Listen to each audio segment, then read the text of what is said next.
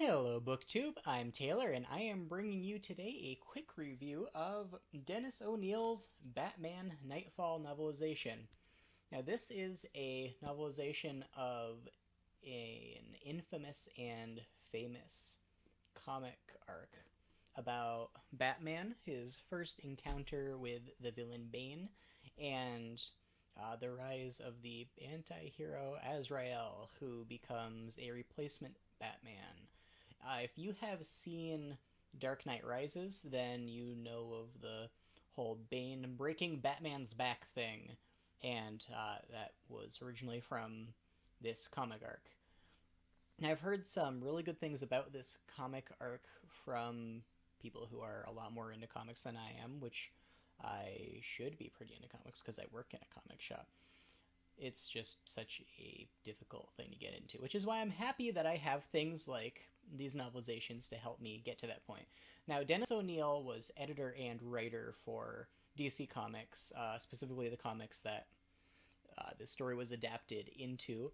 And so he was adapting the work of himself and a few other writers when he put together this novelization. And it shows in places. Characters will sometimes have dialogue that just doesn't seem to mesh with what the established tone would suggest. And he's pulling from several different storylines of different series. So sometimes things feel disjointed.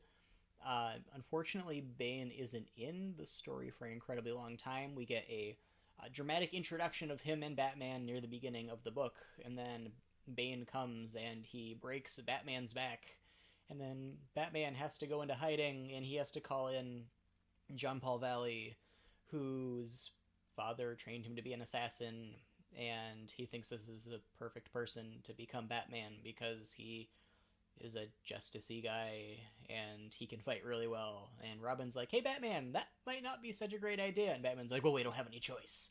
And Azrael's like, "I must take on the burden of being Batman now." And Robin's like, "This is not going to end well."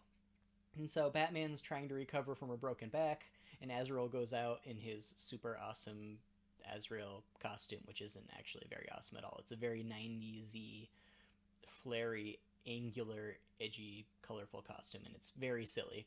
And so he goes out and he beats up a bunch of villains, and he's a lot more violent than Batman normally is. And Robin's like, "Oh no, I'm gonna call you Batman because you're Batman, but oh no, Azrael, John Paul Valley, Batman, you can't do these things." And Batman's like, "Well, I will because I'm Batman." And then eventually a guy dies because he refuses to save him. And Robin's like, "Okay, this has gone far enough." And this whole time, Bane's like, "Oh yeah, I'm gonna be the king of Gotham City." And he is, because there's no Batman. And then Azrael beats him up and sends him to Arkham Asylum, and that's the end of Bane's story arc. We don't get a final confrontation between Bruce Wayne, Batman, and Bane in this book, which is really unfortunate. And then Batman goes and has an adventure with Alfred in England, and he saves a doctor who uses her superpowers to heal him. And he comes back to the US and he learns from one of his old contacts how to fight again.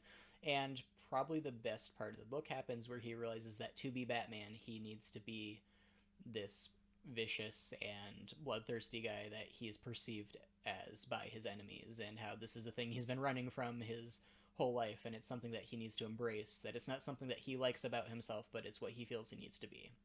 And I liked that. It was a Batman-y sort of thing, and it was a decent character moment and an important one in the overall history and narrative of the comics. And then he comes back and he's like, "Hey, John Paul, you may be Batman, but I need to be Batman again now, and I don't like the way that you've been running things." And Jean Paul Valley is like, "Hey, I'm Batman now. You're an old man, and I need to beat you up so I can take my place." And Bruce Wayne finally beats up Jean Paul Valley. He's like, "Son, you make a good vigilante, even though you killed somebody. But I am Batman now, and you need to go do your thing." And Jean Paul Valley's like, "I'm gonna go do my thing." And that was pretty much the book.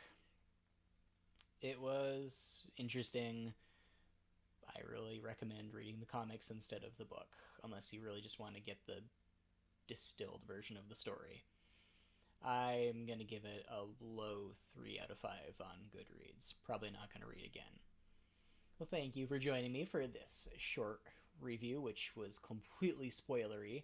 And I'm going to stick a card in the very beginning warning that there are heavy spoilers because I didn't say anything about it. And I'm sorry for that. I hope I didn't spoil the fact that Batman beats people up too much.